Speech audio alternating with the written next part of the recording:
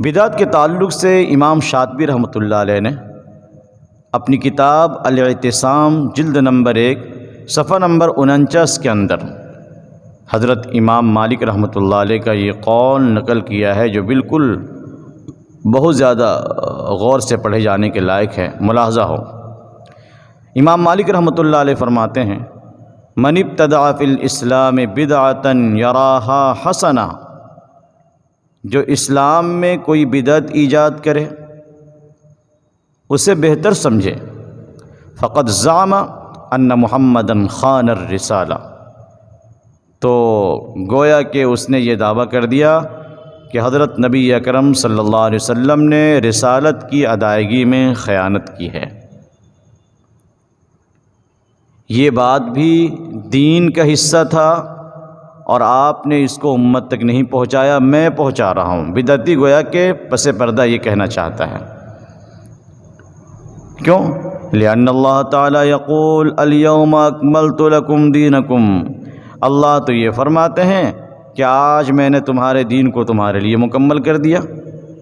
میدان عرفات میں یہ آیت نازل ہوئی تھی۔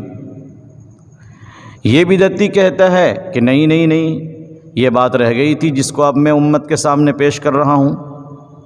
تو امام مالک فرماتے ہیں فما لم یکن یومئذ دینا فلا یکون الیوم دینا فلا یکون الیوم دینا۔ کیا فرمایا؟ کہ جو اس وقت دین نہیں تھا، جو باتیں اس وقت دین بننے کے لائق نہیں تھی، وہ آج بھی دین نہیں کہلائیں گی۔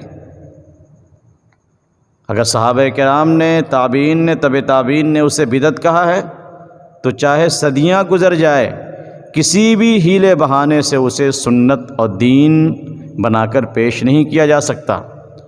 جو اس وقت بدعت تھی وہ چیزیں آج بھی بدعت رہیں گی۔ اس لیے جو لیبل لگایا جاتا ہے نا، یہ جو لیبل لگایا جاتا ہے کہ اس کا بدعت حسنہ، دو قسموں میں جو تقسیم کیا جاتا ہے، بدعت کی دو قسمیں ہیں، بدعت حسنہ اور بدعت سیئہ، اچھی بدعت اور بری بدعت۔ اس تقسیم کو خود اللہ کے رسول نے باطل قرار دیا ہے۔ کیا فرمایا آپ نے؟ کل بدعت ضلالہ، ہر بدعت گمراہی ہے، حسنہ اور سیئہ کی کوئی تقسیم بدعت کے اندر ہے ہی نہیں۔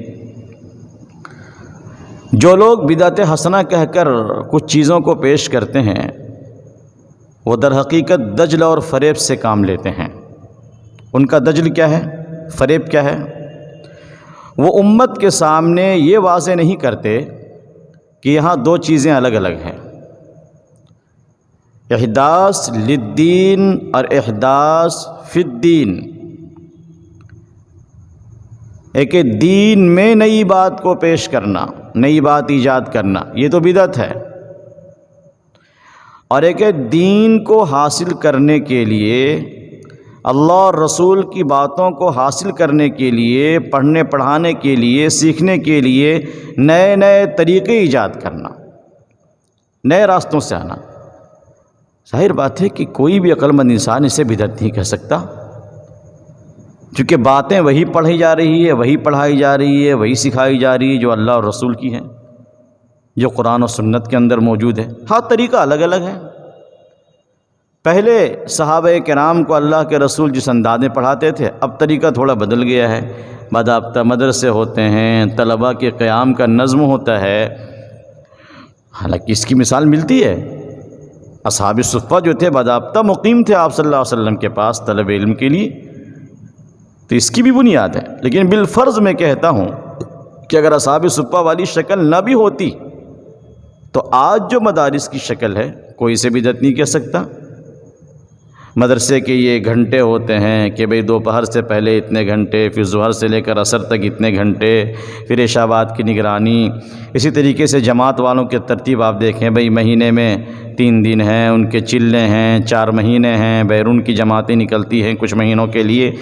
یہ سب چیزیں جو ہے نا دین نہیں، دین کو حاصل کرنے کے طریقے ہیں۔ اگر مدارس والے یہ کہنا شروع کر دیں کہ باضابطہ ہمارا یہ جو سسٹم ہے یہی دین ہے، اتنے گھنٹے تعلیم دینا دین ہے، جو دن بھر میں 6 گھنٹے یا 8 گھنٹے طلباء کو نہیں پڑھائے گا وہ دین کے راستے سے ہٹا ہوا ہے۔ فلاں مدرسہ صرف 2 گھنٹہ پڑھاتا ہے، ارے وہ تو غلط طریقہ اختیار کر رہے ہیں وہ لوگ۔ ظاہر بات ہے کہ اس طرح کی باتیں کوئی کہنا شروع کر دے، یہ چیز بدعت میں شامل ہو جائے گی۔ تو یہ احداث للدین ہے، دین کو حاصل کرنے کے یہ طریقے ہیں، اور طریقے زمانے کے حالات کے اعتبار سے بدلتے رہتے ہیں۔ اب جو لوگ فریب و دجل سے کام لیتے ہیں وہ ان چیزوں کو پیش کر کے کہتے ہیں دیکھو یہ بھی تو بدعت ہے، اس کو ہی بدعت بولو گے، اس لیے اس فرق کو سمجھنا ضروری ہے۔ تو کیا فرمایا؟ پہلی بات دیکھیے، ایاکم والتبدع، اپنے آپ کو بدعت سے بچاؤ۔ دوسری بات جس سے اشارہ ملتا ہے کہ لوگ قرآن کو کس طرح چھوڑ دیتے ہیں، فرمایا وَإِيَّاكُمْ وَالتَّعَمُّقْ، لایانی منہ شغافیوں سے اپنے آپ کو بچاؤ۔ دیکھیں یہ دین اسلام دین فطرت ہے، بالکل سادہ دین ہے۔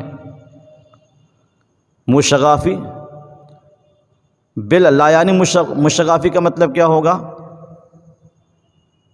بے فائدہ، بہت زیادہ پیچیدگیوں میں گھسنا اور جو ہے اپنی طرف سے طرح طرح کی حکمتیں بتانا کہ یہ تو اصل اس لیے ہے، شریعت کا حکم ایسا اس لیے ہے، یہ اسلام کا مزاج نہیں ہے۔ اسلام دین فطرت ہے، ایک سادہ سا مذہب ہے، اس لیے اسلام کے احکام کا دار و مدار سادگی کے اوپر ہے، منہ شغافیوں سے پاک، تکلفات سے بالکل خالی۔ اور اسلام کے احکام ایسے ہیں نا کہ ایک عام سے عام انسان بھی اس کو سمجھتا ہے اور بڑی آسانی سے اگر عمل کرنا چاہے تو اس پہ عمل کر لیتا ہے۔ ایسی پیچیدگی ہے ہی نہیں کہ اگر کسی مجمع میں کچھ لوگ بیٹھے ہوں، کچھ پڑھے لکھے ہوں، بڑے دماغی لوگ ہوں، اور کچھ لوگ بالکل عام پہم رکشہ چلانے والے مزدور طبقے کے لوگ ہوں، اور ان کے سامنے اسلام کی باتیں پیش کی جا رہی ہو تو ان کو سمجھ میں نہ آ رہا ہو، ایسا ہے ہی نہیں۔ یہ کوئی سائنسی تحقیق نہیں ہے، یہ ان بڑوں کے تجربات نہیں ہیں جن کو سمجھنے کے لیے کچھ دماغ کی ضرورت ہے۔ سیدھی سی بات، نماز پڑھو، روزہ رکھو، زکوٰۃ دو، حج کرو، سچ بولو، امانت داری سے کام لو، جھوٹ نہ بولو، بددیانتی سے بچو، آپس میں جھگڑے نہ کرو، اسی کا نام اسلام ہے۔ میں اس کو ایک مثال سے سمجھاتا ہوں۔ حضرت مفتی شعیب اللہ خان صاحب دامت برکاتہم العالیہ نے یہاں پہ ایک مثال دی ہے کہ دیکھیں آپ چاند کا مسئلہ لے لیں، کیا فرمایا اللہ کے رسول نے؟ صوموا لرؤیتہ وافطروا لرؤیتہ، روزہ رکھو چاند دیکھ کر، افطار کرو چاند دیکھ کر، یعنی عید مناؤ چاند دیکھ کر۔ کتنی موٹی سی بات ہے۔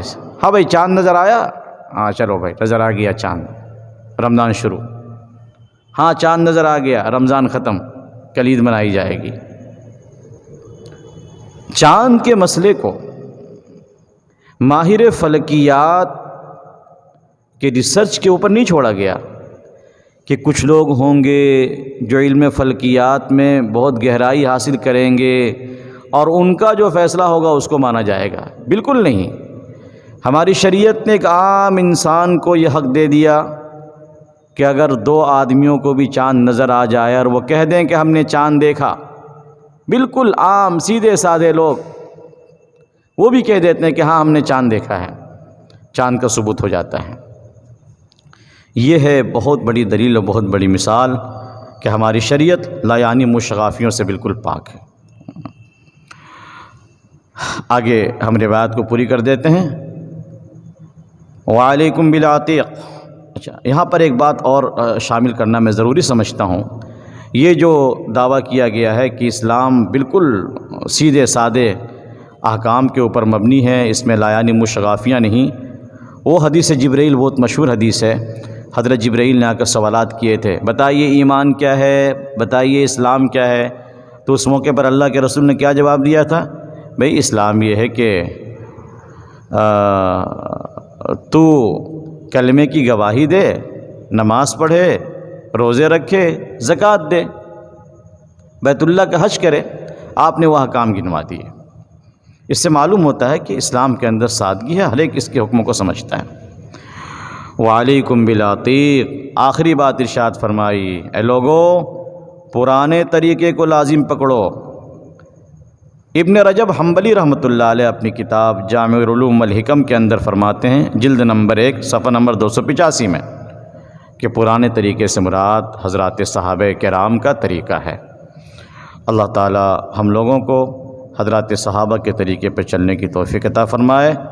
جو اس طریقے سے ہٹے گا وہ بدعت و گمراہی کے راستے پہ جائے گا۔ اللہ تعالیٰ پوری امت کو اس بات کی توفیق عطا فرمائے کہ حضرات صحابہ کو اپنا نمونہ اور اپنا آئیڈیل بنائیں۔ اللہ تعالیٰ ہم سب کو ہدایت نصیب فرمائے۔